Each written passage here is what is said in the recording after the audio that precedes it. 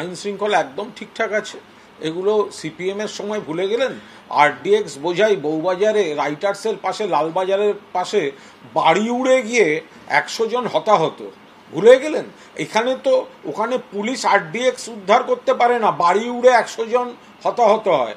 আর এখানে পুলিশ খবর পেলে উদ্ধার করে, অস্ত্র উদ্ধার করে, দুষ্কৃতীকে ধরে। অনেক তফাৎ। বাম জমানায় ক্রিমিনালদের ধরতে গেলে ওসি তিলজলাকে প্রকাশ্য দিবালোকে খুন করা হয়েছিল। আর এখন আমরা অনেক ভালো আছি। কোথাও কিছু সমাজবিরোধী কার্যকলাপ হলে পুলিশ ধরছে, কার্তুজ উদ্ধার হয়েছে, এটাও তো পজিটিভ। কোনো অশুভ শক্তি সেটা ঢোকাতে চেয়েছে আর সেগুলো পুলিশ ইন্টারসেপ্ট করছে, ধরছে, ব্যবস্থা নিচ্ছে, হচ্ছে। তো অস্ত্র উদ্ধার হচ্ছে, এটা স্বাভাবিক। তৃণমূল বলছে পুলিশ সময় মতো দুষ্কৃতীদের ধরছে, কিন্তু দুষ্কৃতীদের হাতে এই অস্ত্র পৌঁছচ্ছে কিভাবে? প্রশ্ন তো এটাই। কথা বলবো, আমাদের সঙ্গে রয়েছেন আমাদের প্রতিনিধি পার্থ প্রতিম ঘোষ। পার্থ,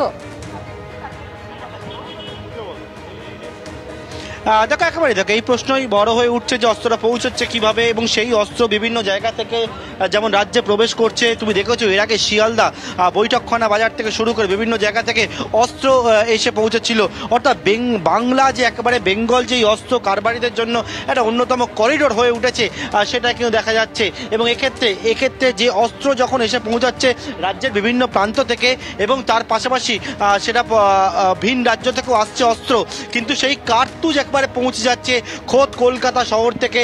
এবং সেই কলকাতা শহরে যে একবার লালবাজারের পাশে যে কার্তুজের দোকান রয়েছে তার একজন কর্মী গ্রেপ্তার হচ্ছে, এবং যে কার্তুজ একেবারে তৈরি হচ্ছে অর্ডিন্যান্স ফ্যাক্টরিতে, সেই কার্তুজ ব্যবহার হচ্ছে দুষ্কৃতীদের কাছে। অর্থাৎ গোটা বিষয়টা যে সর্ষের মধ্যেই ভূত লুকিয়ে রয়েছে সেটা অনেকটা স্পষ্ট হচ্ছে। কারণ একেবারে যে জায়গা থেকে লিগালভাবে, যে জায়গা থেকে একেবারে যারা লাইসেন্স জয়ী তাদের কাছে অস্ত্র বা কার্তুজ বিক্রি করার কথা, তার পুঙ্খানুপুঙ্খ হিসেবও রাখার কথা, কিন্তু এক্ষেত্রে দেখা যাচ্ছে সেই হিসেবের পরিবর্তে কিন্তু সেই কোনো রকমভাবে কারচুপি করে সেই কার্তুজ একেবারে টাকার বিনিময়ে পৌঁছাচ্ছে দুষ্কৃতীদের কাছে।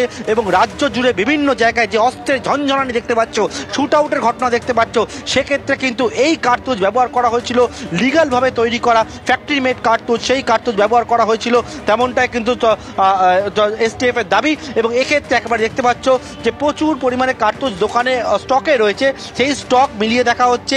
অর্থাৎ যে হিসাবে যে কার্তুজ রয়েছে, এবং যেহেতু 190 রাউন্ড কার্তুজ উদ্ধার হয়েছে, সেই 190 রাউন্ড কার্তুজ কিন্তু এই অর্ডিন্যান্স ফ্যাক্টরিতে তৈরি কার্তুজ জানা যাচ্ছে। আর এই দোকানে কর্মী গ্রেপ্তার হয়েছে। সুতরাং হিসাবে কোন জায়গায় কোন গরমিল রয়েছে, ওরা কোন জায়গায় কারা কারা যুক্ত রয়েছে, সেই বিষয়টাই এখন পুঙ্খানুপুঙ্খ খতিয়ে দেখার কাজ করছেন এসটিএফ এর গোয়েন্দারা। লালবাজারের একেবারে পাশে বিবাদী বাগ, যেটা কলকাতা শহরে একেবারে প্রাণকেন্দ্র, সেই জায়গা থেকে কিনা কার্তুজ পৌঁছে যাচ্ছে রাজ্যের বিভিন্ন প্রান্তে দুষ্কৃতীদের কাছে। এবং সেইটাই কিন্তু একেবারে পুঙ্খানুপুঙ্খ তদন্ত করে গোয়েন্দারা এর একেবারে জ্বর অবধি পৌঁছাতে চাইছেন। এবং সেই মতো এসটিএফ এর গোয়েন্দারা এখন বর্তমানে এই যে দোকানটি রয়েছে, যারা লিগাল দোকান, যারা লাইসেন্স প্রাপ্ত আর্মস এবং অ্যামুনেশন ডিলার, সেই দোকানে এসে তারা তদন্তের যে পরবর্তী পর্যায়ে রয়েছে সেটাকেই তারা এগিয়ে নিয়ে যাচ্ছেন। পার্থপ্রতিম, ধন্যবাদ, তুমি নজর রাখো।